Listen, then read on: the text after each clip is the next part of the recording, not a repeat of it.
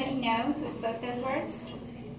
It was Gandhi, a civil rights leader who inspired freedom across the world. How about this one? We have nothing to fear but fear itself. Winston Churchill.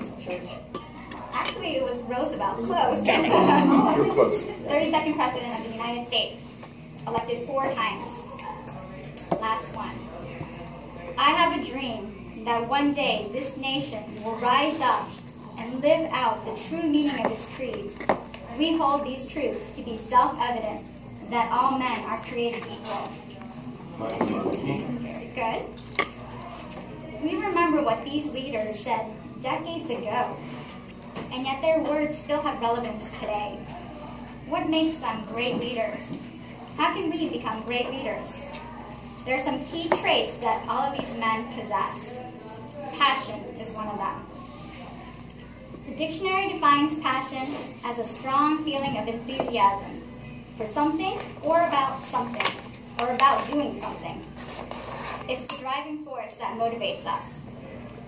When you're passionate about something, you don't mind putting in the time and the effort, the blood and the sweat into pursuing it. When you're passionate about your work or your cause, it shows. You get excited about it. We can see that. We can feel that energy. Passion is what prompted Gandhi to fight against discrimination and help India become independent. Passion is what helped him endure the years spent in prison for his cause. His passion was infectious and influenced other civil rights leaders like Martin Luther King Jr. and Nelson Mandela. A second characteristic of a great leader is optimism. Passion is the fire in the belly. Optimism is the positive attitude. The definition of optimism is Kathy Taylor. You know her, you know what I'm talking about. Kathy was a member of the Articulators until she moved away to the other side. Not that way. The other side of town. Sorry, Kathy. She was one of the most positive, energetic people that I've ever met. One time she gave a speech on her many entrepreneurial pursuits. She sold cases of wine while drinking it, sold health supplements. She got into a lot of things that wasn't quite as successful as she had planned, but that didn't keep her down. She would pick herself up and keep going. She stayed positive. Life is 10% what happens to you and 90% how you react. Great leaders are optimistic and find the opportunities in every problem. Third characteristic is confidence.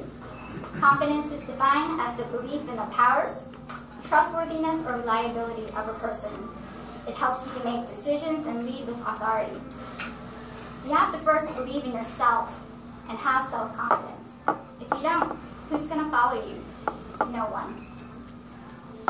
Martin Luther King had confidence and stood up for what he believed in. He was confident when he delivered that famous "I Have a Dream" speech in front of 250,000 people. Fourth characteristic is decisiveness. All leaders have to make tough decisions.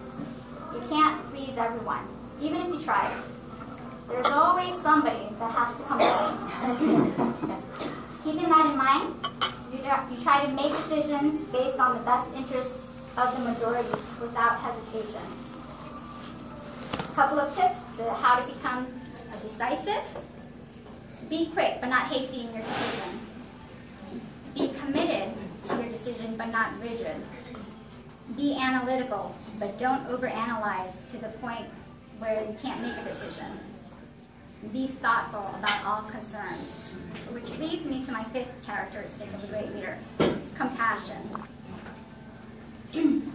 Compassion is a feeling of wanting to help someone who is sick, hungry, or in trouble. Roosevelt was the president during the time of the Great Depression. He had compassion and implemented new policies to provide relief, recovery, and reform to the people of his country.